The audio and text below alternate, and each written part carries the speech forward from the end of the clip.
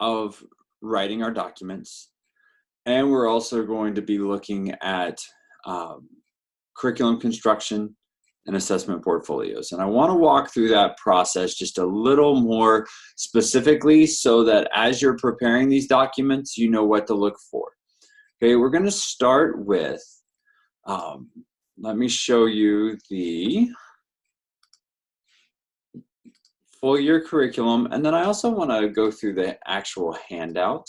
And I want to show you how this aligns with what we're expecting you to do. So this is curriculum, and this is the curriculum worksheet. All right, so you're starting from here. Now notice, all right, in document construction, we're looking at developing a cover page, table of contents, program and course goals page, okay? Now this is where you want to include the connection to the national standards and how they align. And then a brief assessment at a glance or year at a glance, which is your scope and sequence page. Okay, now what would that look like? Well, one example that we can use is here. So here you might, instead of grade levels, which they're doing here, you can see that they took 5th grade, 6th grade, 7th grade, 8th grade. This could be concert 1, concert 2, concert 3, concert 4. Or performance 1, 2, 3, or 4, or however you decide to break this down. Over here on the left is the area that they are covering. Okay, so for this is built on the old 9 national standards, which were the national standards from 1994 up through 2013. Okay, so what you would do is here you decide what are we going to put in that left-hand column. This could be musical concept. This can also include the historical and cultural. This can include the style, the genre, however you decide to do that. And then you could do concept. You could do here, we're going to work on the styles, the historical eras, the national standards, and however you want to break this down. Then in here, concert 1, here's the piece of music that covers it. And then you put the pieces of music, and then perhaps if you're talking about rhythm, okay, what you might do is you might put the piece of music and what specific rhythmic figure you're working on, okay? If you're working on dotted 8/16, maybe you chose a march, okay? So that march can be multiple spots within the concert 1, but you want to show exactly what is covering what, okay? We'll get more to a little bit later, but this is essentially your scope and sequence. This is looking at the year as a whole, so concert 1, 2, 3, and 4, and here are the criteria. And then you just fill in the blanks. Now the great news is you already have all of that information. That information is here. So we're looking at rhythm, melody, harmony, texture, timbre. You've already started to map that out. Now what you have to do is you have to begin to fuse some of this. So here we have the musical elements, but we haven't really talked about skills. So you may include skills in this table, okay? You might decide to include the musical topics in this table, all right? So you want to make sure that you are taking the pieces of music that you have chosen. And so for instance, rhythm. What are the specific rhythmic figures that you're looking at? Melody, okay? So we're looking at melody. Are we looking at angular melodies versus smooth melodies? Are we looking at lyrical melodies versus more rhythmic melodies? That's what you want to specify here. What about the harmonies? Are you working primarily with modes? Are you working with major? Are you looking at minor? Are you looking at pitch class sets? You know, for those of you that might pick the song Dots by Ed Huckabee, now all of a sudden, now we're talking about chordalism, we're talking about pointillism, we're talking about pitch class sets. All of that fits together using that piece. okay? And then here we're talking about musical expression, form, timbre, but then we get down and to here and we can start to cover styles or genres, historical periods, cultural and national standards, okay? So in here, we just list the pieces. Now this helps us build that scope and sequence. So that covers this. Now that's going to take us a little bit of time because we're going to have to transfer the information from our worksheet and we're going to have to organize it in a way that is visually appealing and makes sense.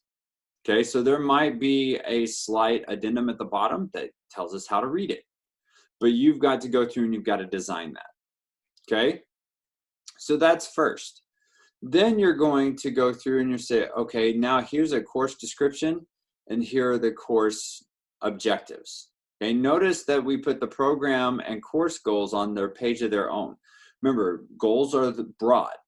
Okay, so the criteria is not listed as specifically as that we have during the course objectives. All right, so at this point, we're looking at what are the long-term goals and what are the goals for the year. Now we get into what are those benchmarks. So you're going to describe the course, you're going to describe the ensemble that you chose, okay? And you're going to write that description, write it in such a way that if a parent reads that paragraph, they're going to have a very clear vision of what you're doing. Because right now they think they come to your class and they either play or sing. Okay, so we have to find a way in one paragraph to encapsulate everything that we're teaching our students. So spend some time on that description. Think about what you're wanting to teach your students. This is going to be a reflection of your philosophy. How can you clearly articulate in a short amount of time, no more than 2 paragraphs, what is the description of your course? What is the focus of your course? And then you're going to line that out into objectives. So you're going to look at what the course goals are, and this is where you break it down. Now, how does that fit? Well, let's look at, when we look at the worksheet, that's back up here. You should have already started to break that down. Okay, now if you need to spend more time with that, that's perfectly fine. But through the course of watching these videos, you will have already recorded most of that information and hopefully gotten more ideas through our discussions, both in 512 and 6, and those of you that are in 670. Okay, and we need to be thinking about those skills because we're going to have to weave those in to the rationale development. All right, so now once we write those course objectives, now we write the performance overview. Okay, the performance overview is going to tell us what pieces you've selected and why you decided to go that route. Some of you are going to pick concerts or performances based on themes. So describe that theme and why you felt it was important. Then you're going to tell us what content is performed, what skills and elements are addressed. And be sure when you do this, now you can do this either by piece or you can list it all at once and then go into detail in the rationale, okay? But you have to talk about what skills and elements are addressed, then the style, history, cultural, and national standards that are addressed. You want to include one sample lesson plan. You might be saying, well, what does that look like? Well, look down here. And one of the things that you want is you wanted a sample lesson plan. So within all of these pieces, what is one activity that you could do with your students? And I want you to write an overview of that lesson. So that's going to include your objective, your a description of the assessment, and the sequence of instruction. Okay, so you can give us a sample of what that lesson plan would look like in developing one of the lessons that you're going to teach to help them perform with understanding. You're going to include that right here, and then you're going to write a rationale for why you chose each piece of music. And remember, when we talked about selecting music, we talked about it as being more than just, oh, I like that piece of music. This is what's going to help this is the vehicle that helps the students become a better musician. And that's where you begin to talk about this piece of music is going to help develop these skills. This piece of music is going to be able to broaden the horizons in terms of cultural connection. This piece is going to allow us to blank. And you're going to do that, okay? And you're going to do that a total of 4 times. Notice how the structure can remain the same, okay? Is you're going to give us an overview. You're going to tell us the content covered. You're going to tell, so the content performed, so these are the pieces of music. You're going to tell us the skills and elements addressed. You're going to talk about the styles, the history, the cultural significance, the national standards. You're going to give us a lesson plan, and then you're going to rationalize your selection for all of that. Okay, and you're going to do that a total of 4 times. Then at the very bottom, at the very end, you can do this as an appendix or as a separate section. You're going to talk about the types of assessments that you're going to use. Remember, types are going to be self-assessment, peer assessment, teacher assessment, and then you can also break into diagnostic, formative, summative. All right. Examples of possible assessments. Here is where I would connect to what you're doing with the assessment portfolio, where you can say examples can be seen in assessment portfolio, section 3, number 1. So section 3 to me is going to mean, okay, this is an example or the exemplar. And section 3, example 1. So I'm going to go to your section 3 and I'm going to look at example 1. I'm going to see how those connect. Okay. And here you're going to talk specifically about, and this is where you'll need to write just a little bit, is why did you choose that assessment? You don't have to copy and paste it here. You can refer it to me or hyperlink it for me. But here I do want you to explain, this is why I chose this assessment and here's why it fits. Okay, so for this assessment, you're going to notice in the curriculum worksheet, I want you to look at what is the tool and the rationale. Okay, so for each, you should have already filled this out. And if you've already got an idea of the task and the tool, then you can then link to the example and then tell us why. So all of that information should be there. Okay, so overall, you should have all of the information that you need.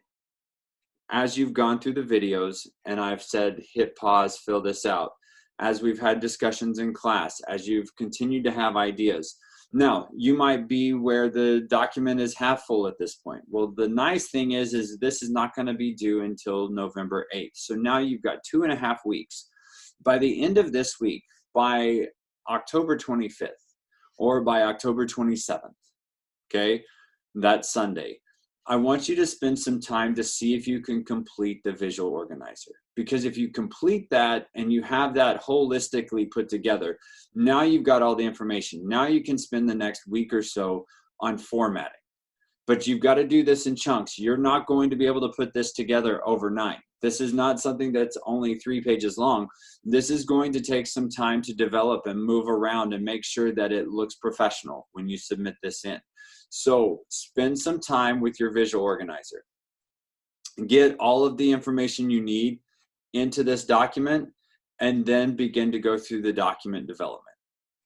Okay, remembering that a scope and sequence looks like this. And then as we go through, here's what I'm looking for. If you cover all of this information, you're going to be in good shape. All right, and then as we start to look at, well, what does this look like? Okay, so the first thing we might look like is that here's a table of contents. This person, here are the program goals. Here's the course description. Okay, now as we go through, I can tell you that all of these examples, nobody has gotten a 100%. Okay, there's always room for growth. There's always room for improvement. So some of my comments are going to be for here, as we start to look at this, I want a little more specificity. Okay, we're close on this description, but I think we can be better. I think we can make this a little more specific. Okay, with the course goals, you'll notice that they are a little broader. Okay, and that's fine. And then they go right into the objectives. Now you'll notice that's a little bit different than what's on the list. Remember, the formatting really is up to you. I give you that as a guide so that you have somewhere to go. Okay, then the scope and sequence. Now here, one of the comments that I did have was that I thought with the scope and sequence, we could do a little bit more with integrating the music selections. Okay, and I think there's also a little bit more specificity that we can get into. Okay, now here we do see a little bit of getting into the assessment a little bit, but you can kind of see how it's starting to make sense. So I did add quite a bit of comments on the scope and sequence. Okay, now when we get into the performance units, now I can see what has been chosen. I can now look at what are the skills. I can look at the styles, the history, the culture, the national standards. Okay, yours is going to be a little bit different because we don't do the 9 national standards anymore. And then some of the assessments. Okay, now here they describe the tasks, but we don't really describe the measurement. So that's going to be some feedback. How are you going to measure these? Okay, and if you're going to use informal, how are you going to document it? So making sure that you're specific with how you're going to apply those assessments. And that's going to be important in the rationale portion. Okay, so you can pick those tasks, but then pick why you're doing it that way and how you're going to score it. As long as you include that, you're going to be in good shape. And then rationale. Be sure you put the E on the end of rationale. And then from here, one of the biggest things that I said here was is making it a little more specific. Okay, so making sure that yes, they are tying it in with specific pieces throughout, but you also want to make sure that if we were to read this, we would be able to see in a visual how it all connects together. And that is one area where I would say could be a little bit stronger.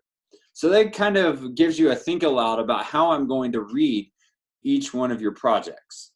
Okay, now if we go through this full year curriculum, okay, we can see the performance 1, 2, 3, and 4. Okay, and as we go through, we see program goal, course goal. Here's the description. Now notice that through the description, she begins to highlight how it aligns. That is really helpful. Okay, and then we break it down into course objectives.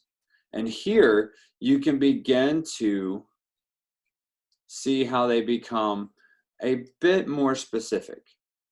Here's a scope and sequence. Performance objectives, how we're breaking it down. Then we talk about the description of the performance, instructional reasoning, so the rationale. Here are the concepts,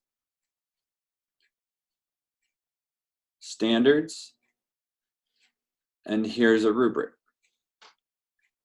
Okay, now at this point, there is some feedback on the rubric because it could be more specific, but you can kind of see how it's all lined up. It still follows that document construction, but it's in a different way.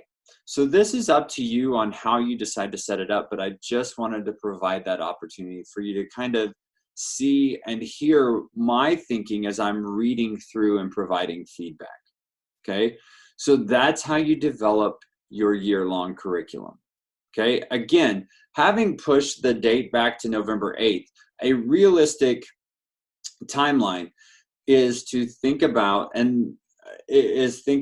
all right, within the next 5 or 6 days, making sure that the worksheet is completely filled out. And then I can begin to look specifically at document construction and formatting, and leave yourself about 3 to 4 days then at the very end to proofread and format, and then you can submit. Okay, so then that takes us to looking at the assessment portfolio. Okay, now the assessment portfolio, remember, comes in 3 stages. Number 1 is the definition and the rationale. Okay, and then we're also going to look at the implementation, and we're going to look specifically at the examples. So here is an example of one that scored pretty well from last semester. Okay, so self-assessment worksheet. Worksheet that requires students to answer questions about themselves and their performance on a particular piece.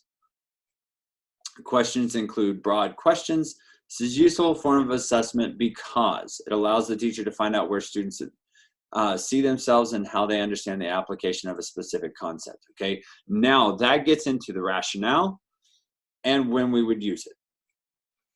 Okay, so we've got a definition, we've got a rationale, performance rubric, written exam. So you can see how they have designed this in a way that provides both the definition and the rationale. Okay. Implementation.